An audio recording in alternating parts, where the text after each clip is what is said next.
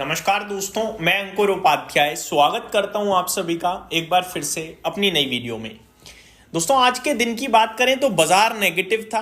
Railway और commodity linked stocks तेजी में थे। सबसे पहले आप सभी के साथ डिस्कस करूंगा रेलवे स्टॉक्स के बारे में, फिर कमोडिटी लिंक्ड स्टॉक्स के बारे में और कमोडिटीज के बारे में, और उसके बाद आप सभी के साथ डिस्कस करूंगा दो स्टॉक जो वन साइडेड तेज गिरावट दिखाते हुए दिखे आज, and last but not the least Ola electric. तो सबसे पहले अगर तेजी की बात करी जाए तो आज तेजी में जो क्षेत्र था वो था अनडाउटेडली रेलवे सेक्टर।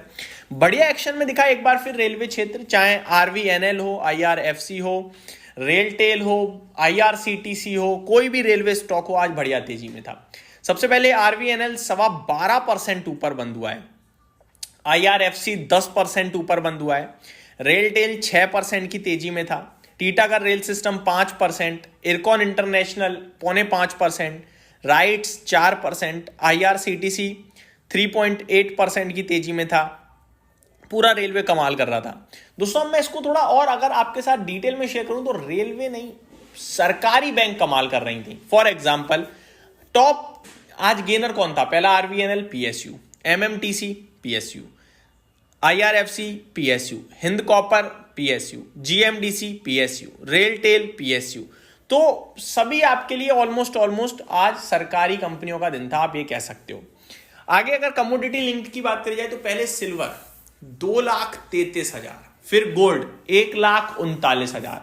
सबके रडार पे रहा है भाई साहब 2025 में गोल्ड सिल्वर। ठीक है, सिल्वर ने तो आंधी मचा दिया भाई, लेकिन copper can be the new gold for 2026। अब ये भी थीम चल रही है बहुत तेजी से, क्योंकि आज में कॉपर 7.5% भागा है।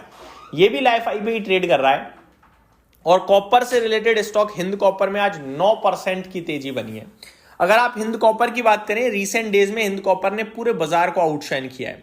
दमदार परफॉर्मेंस है। देखो, गोल्ड का सिल्वर है, गोल्ड का ईटीएफ है, सिल्वर का ईटीएफ है, लेकिन हिंद कॉपर का ईटीएफ नहीं है। हिंद कॉपर कह रहा हूं, कॉपर का ईटीएफ नहीं है। कॉपर खरीदने के लिए तो आपको इनडायरेक्टली इक्विटी हिंद कॉपर के माध्यम से ही करना पड़ेगा।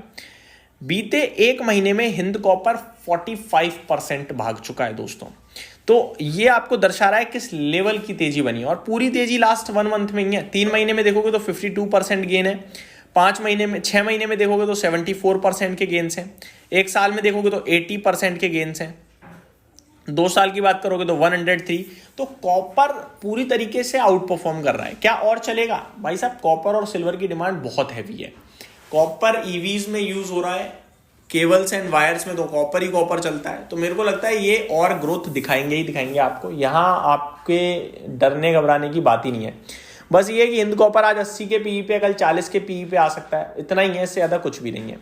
आगे बढ़े दोस्तों, अगर नेगेटिव स्टॉक्स के बारे में, तो पहला स्टॉक है आईईएक्स, जहां पे सीईआरसी जो कि इलेक्ट्रिसिटी का रेगुलेटर है, वहां से खबर यह आती है कि जो ट्रांजैक्शन फी है उसको कम किया जा सकता है। अभी ट्रांजैक्शन फी लगती है 2 पैसे की पर साइड पे। जैसे आपने खरीदा बेचा तो 4 पैसे की ट्रांजैक्शन फी लग जाएगी। ठीक है, और आगे चलकर इस ट्रांजैक्शन फी को 1.5 रुपए करने का विचार कर रही है सीईआरसी। अगर ऐसा होता है तो 25% की कमी आएगी, सीधे 25% घटा रहे हैं दाम। तो आईईएक्स जो है वो मार्केट लीडर है, और आईईएक्स का 80% रेवेन्यू ट्रांजैक्शन फीस के माध्यम से ही आता है, तो उनके प्रॉफिट और रेवेन्यू दोनों जगह डेंट पड़ेगा, इसीलिए स्टॉक आज टूटा है। हालांकि अभी इसको लेकर कुछ क्लियरिटी नहीं है, ना ऑफिशियल्स की तरफ से, ना कंपनी के मैनेजमेंट ने कुछ बोला है। जब कुछ ऑफिशियल लेवल पे आएगा तो आपके साथ वो भी डिस्कस करूंगा टाइमली। अगला स्टॉक है कोफोर्ज। आज कंपनी की बोर्ड मीटिंग है दोस्तों, फंड रेजिंग को लेकर। अभी तक कोई आउटकम तो नहीं आया है, लेकिन एक खबर सुबह जरूर आती है कि कंपनी एनकोरा को खरीदने के लिए बातचीत कर रही है, और उसकी वैल्यू करीब $1 बिलियन से ज्यादा की बताई जा रही है। कंपनी ने 2-3 दिन पहले अनाउंस करा था कि कंपनी 26 तारीख को बोर्ड मीटिंग करेगी फंड रेजिंग को लेकर। कंपनी फंड रेज इसलिए कर रही है क्योंकि कंपनी को कुछ एक्विजिशन करना है। अब मार्केट ने कहा कि यार आप आईटी कंपनी होकर एक्विजिशन के लिए फंड रेज कर रहे हो, नेगेटिव है, और उसी दिन से शेयर गिर रहा है। अगर आप नोटिस करें लास्ट 3 ट्रेडिंग सेशन में ये स्टॉक ऊपर से ऑलमोस्ट 10% डाउन ट्रेड कर रहा है। और कितना गिरेगा, कहां पे टेक्निकल सपोर्ट है, इसके बारे में आप सभी के साथ बात कर रहा हूं। टेक्निकली सपोर्ट की बात करी जाए तो यहाँ पे स्टॉक ने जो लो लगाए थे आपके लिए, बाजार जब डगमगाया था, तो 29 सितंबर को 1525 का लो लगाया था, और वहीं से रिवर्सल आया था, और फिर स्टॉक ने ऊपर 1980 तक का लेवल दिखाया। अभी गिरावट हो रही है, गिरावट काफी तेज है। बीते 3 दिनों में तेजी से गिरा है स्टॉक, विद वॉल्यूम्स गिरा है। लेट्स सी कहां तक गिरेगा। और सपोर्ट लेता है 1500 1550 या नहीं लेता है। आज फंड रेजिंग की जैसी अपडेट आएगी उसके बाद डिटेल डिस्कस करने में और इंटरेस्ट आएगा। अगला स्टॉक है और लास्ट है दोस्तों ओला इलेक्ट्रिक। 36 रुपए पे बंद हुआ है। कंपनी की तरफ से खबर आई है कि कंपनी को आज 366.78 यानी 367 करोड़ रुपए मिले हैं पीएलआई ऑटो इंसेंटिव के तहत, और इसीलिए आज ये शेयर 2.25% ऊपर देखने को मिला है। आप सभी को पॉजिटिव है, लेकिन अभी टेक्निकली स्ट्रॉन्ग नहीं हुआ है। एक बार टेक्निकली स्ट्रॉन्ग हो जाएगा तो ज्यादा अच्छा रहेगा। मैंने 37 रुपए का लेवल दे रखा है। अब ये कि सेलिंग रुक गई है, उसकी वजह से शेयर एडिशनल नहीं गिर रहा है, बस इतना ही बदलाव आ चुका है। तो ये मेरी तरफ से अपडेट थी। उम्मीद करता हूँ डिटेल्स पसंद आई होंगी। Thank you so much for watching this video. Have a great day guys.